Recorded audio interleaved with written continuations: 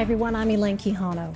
We are just about 2 hours away from President Trump's first meeting with North Korean dictator Kim Jong Un. The two leaders arrived in Singapore Monday. Secretary of State Mike Pompeo spent the day meeting with North Korean officials for final preparations ahead of the summit. Here's what he had to say about U.S. expectations. The complete, verifiable, and irreversible denuclearization of the Korea Peninsula is the only outcome that the United States will accept. The summit comes after months of back and forth between the U.S. and the rogue nation. Just weeks ago, President Trump canceled the meeting before tasking his administration to get it back on track. Despite a clear U.S. goal of denuclearizing North Korea, it's unclear what will come out of the summit. CBS News Chief White House correspondent Major Garrett is in Singapore. Mere hours before this historic summit, President Trump on Twitter, where else, agreed with his Secretary of State Mike Pompeo, assessing that the staff-level conversations leading up to the summit were going well and were ahead of schedule. But in the end, the president said that doesn't matter, saying that we will all know soon whether a real deal, unlike those of the past, will happen. This is in keeping with the high-stakes, highly personal, and high-risk strategy President Trump is bringing to this summit. President Trump arrived in Singapore poised to make history at today's summit with North Korean leader Kim Jong Un. Mr. Trump met with Singapore's prime minister before retreating to his hotel for more preparation. President Trump is going into this meeting with confidence, a positive attitude, and eagerness for real progress. North Korea's Kim Jong Un spent the hours before the summit playing tourist. His trip to Singapore is the farthest he's traveled since taking power in 2011. Officials from both countries have been laying the groundwork for the two leaders' discussions. The U.S. is looking for a verifiable dismantling of North Korea's nuclear weapons program. Mr. Trump is not expected to address the North Korean dictator's human rights record. In return, the Trump administration may offer Kim sanctions relief and security assurances. President Trump recognizes Chairman Kim's desire for security and is prepared to ensure that a North Korea free of weapons of mass destruction is also a secure North Korea.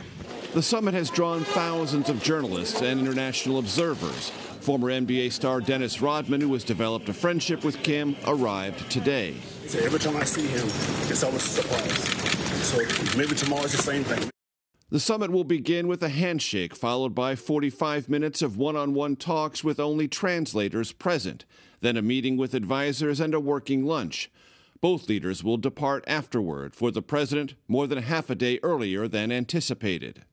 That's Sentosa Island, site of this never-before-seen summit. President Trump, Kim Jong Un, it happens after a rocky meeting in Canada with long-standing U.S. allies. Here, trying to make peace with a longtime adversary. Over the weekend, the president clashed with leaders at the G7 summit, all longtime U.S. allies over trade and tariffs.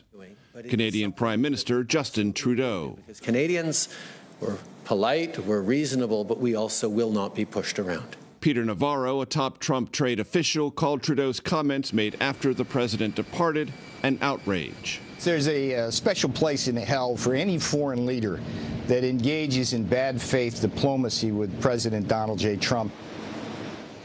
Secretary of State Pompeo said those differences at the G7 will not overshadow or complicate negotiations here in Singapore, and said the key for America will be the V factor, verifying that North Korea in the future, if it agrees to, actually dismantles its nuclear arsenal. And if it does, economic benefits may well flow.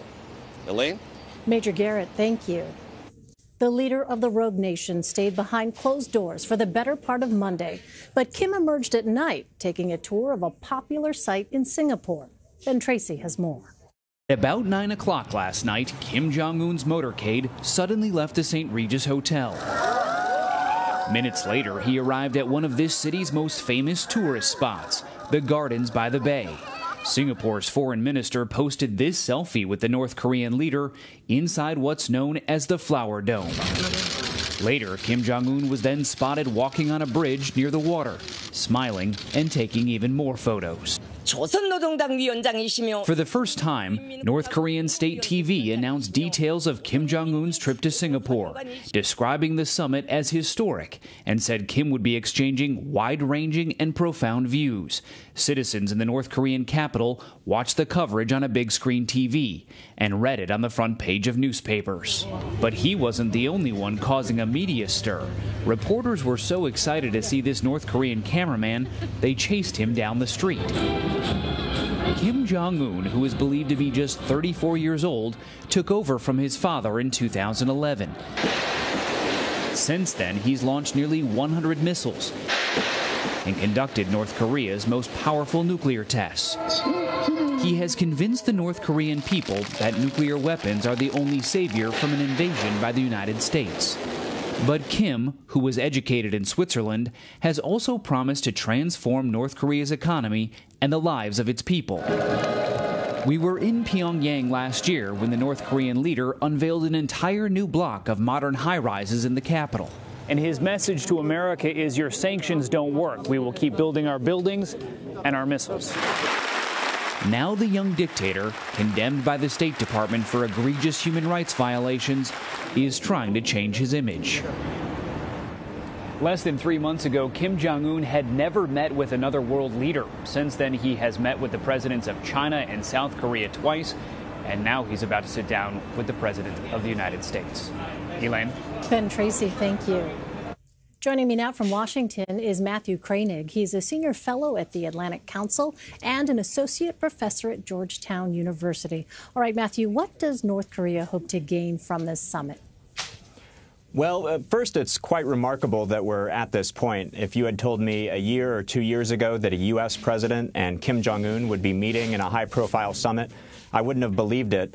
I think both Trump and Kim want the same thing. I think they want a high-level statement, an agreement on denuclearization on North Korea's part, and an agreement from the United States not to invade or attack North Korea. So I think that's what both sides want from the summit, is a high-level statement. Well, can we expect to see any major breakthroughs from the summit, or will it largely be just a first step, you think? I think it'll be a first step to a process, and the process is going to be very difficult. There are going to be a lot of obstacles to actually make some kind of high-level statement on denuclearization a reality. So I suspect the next 24 hours or so to go pretty smoothly, but it could get quite bumpy after that. All right, Matthew, if you hold on just a moment, we have some live pictures coming in of Secretary of State. Oh, I'm sorry. On Twitter, we have a tweet of Secretary of State Mike Pompeo departing the Shangri-La Hotel from the State Department's Twitter account. There you see the Secretary of State, who himself met with Kim Jong Un, of course, ahead of this summit. Well, Matthew, on Monday, the Secretary said he wants to see complete denuclearization of the, quote, Korean Peninsula. Could the North interpret that to mean the U.S. will scale back its presence in South Korea? Well, the goal of the United States, South Korea, and the international community for many years has been the complete, verifiable, irreversible disarmament of the Korean Peninsula, and so that remains the goal. The United States had 4 deployed nuclear weapons in South Korea at the end of the Cold War, but those are no longer there. So I don't think the United States sees any room for it to denuclearize the Korean Peninsula. I think on the denuclearization side, it's really the North Koreans that need to take some major steps. The United States will have to take some major steps as well, but not on denuclearization. Do we know how the U.S. will pitch denuclearization to Kim while still reassuring him of his country's security? It's a great question, and it's a reason why I suspect that what Kim wants beyond the summit is really to have his cake and eat it too. I suspect that he would like to keep his nuclear and missile program and get relief from this international pressure. And he's seen his father and his grandfather kind of play diplomacy, pretend to denuclearize in the past. So my fear is that that's what he's doing here. But if he agrees to denuclearization and is serious, he can take steps immediately after the summit, begin turning over nuclear warheads, begin dismantling missiles. So I think we'll know whether he's serious or not within a month or 6 weeks or so. Well, that was going to be my next question. Can we trust that if the North does agree to a process of denuclearization, it will actually follow through? Not at all. As I said, I think Kim might be trying to have his cake and eat it too. And even if he's sincere and really does want to get rid of his program, I've talked to some South Korean experts and officials about this, and they're convinced that Kim Jong Un has made a strategic choice, has decided to give up his nuclear program in an effort to modernize his country and get economic investment. I'm skeptical of that, but even if that's the case, it will still be difficult to get to denuclearization. It will take time. Plenty of time for both sides to change their mind, and it'll be very difficult to verify that Kim Jong Un has actually gotten rid of every single missile and nuclear warhead. Fairly large country with caves and bunkers, so it will be very hard to verify any final agreement. Well, it's interesting. Bloomberg reports that Kim Jong Un set a deadline for the summit to end on Tuesday, which prompted President Trump to move up his departure date. What does it say about negotiations between the leaders that Kim set up such a quick departure time? Usually at a summit like this, you have months or even years of painstaking diplomacy at lower levels going in, and then the leaders are brought in to sign the statement. Here, the process is reversed. You've got the high-profile summit first, and so best-case scenario is that then this leads to a more detailed process. So the way I read it is that they don't really have that much to talk about. If Kim promises to denuclearize, if Trump promises to improve relations, I don't think the leaders are going to get into much more detail than that. So if they can agree to that, it'll be a success, and then the process leading out of that will be up to mid and lower level officials to work out the details, and I think that's where it will get really difficult. All right, Matthew Kroenig, thanks very much for your insight. Thank you.